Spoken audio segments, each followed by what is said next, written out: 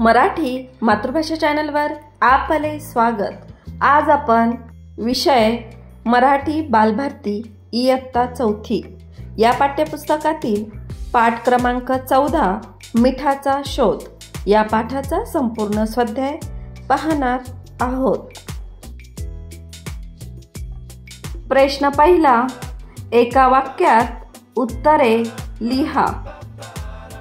अ, पूर्वीच्या काळी माणूस कुठे राहत असे? उत्तर, पूर्वीच्या काळी माणूस जंगलामध्ये गुहेत राहत असे।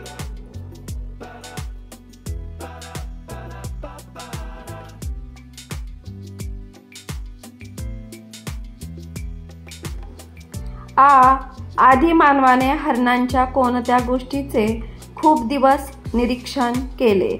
उत्तर, हरीने ठराविक जागी एका झाडाच्या बुंद्यापाशी असलेल्या दगडांना चाटतात या गोष्टीचे आदिमानवाने खूप दिवस निरीक्षण केले।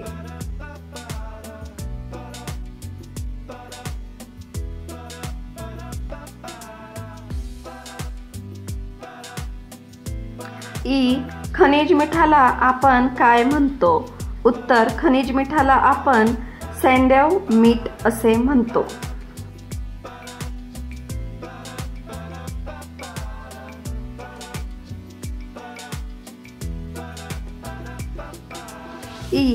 माणसाने समुद्राचे पाणी कशात साठवले? उत्तर, माणसाने समुद्राचे पाणी किनाऱ्यापासून जरा लांब एका खड्ड्यात साठवले।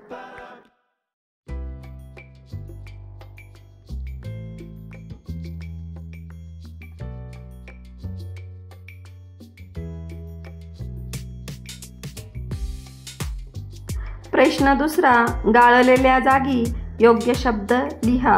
अ, बरेच दिवस त्यानं या गोष्टीचं डॅश डॅश केलं, त्याला खूप डॅश डॅश वाटलं। उत्तर आहे, बरेच दिवस त्यानं या गोष्टीचं निरीक्षण केलं, त्याला खूप आश्चर्य वाटलं।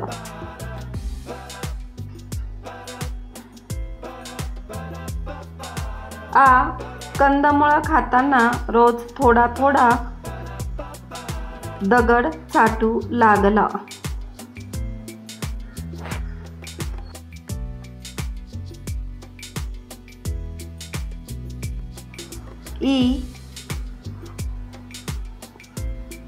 त्याला दिसली एक वेगळ्या प्रकारची माती।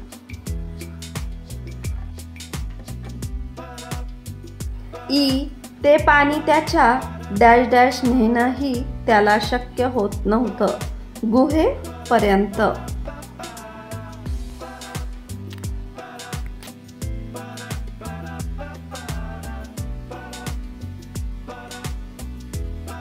प्रश्न तिसरा, का ते सांगा।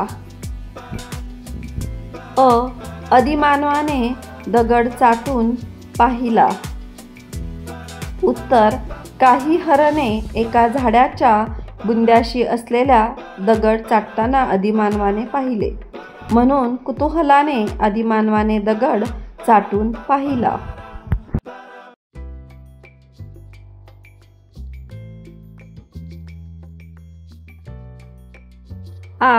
समुद्राचे पाणी आदिमानवाच्या हातापायांना झोंबू लागले। उत्तर, आदिमानवाच्या हातपायांना खरचटून जखमा झाल्या होत्या, म्हणून समुद्राचे क्षारयुक्त पाणी आदिमानवाच्या हातपायांना झोंबू लागले।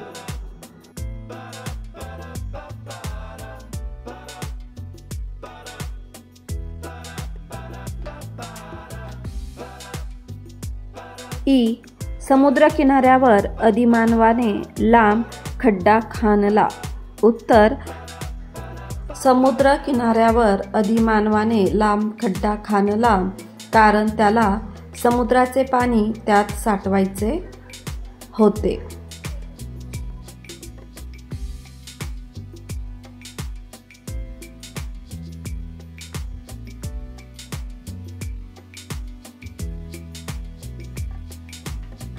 समानार्थी शब्द लिहा। अ, जंगल, वन, झाड, वृक्ष, लांब, धूर, दिवस, दिन, समुद्र, सागर, पाणी, उदक, जल।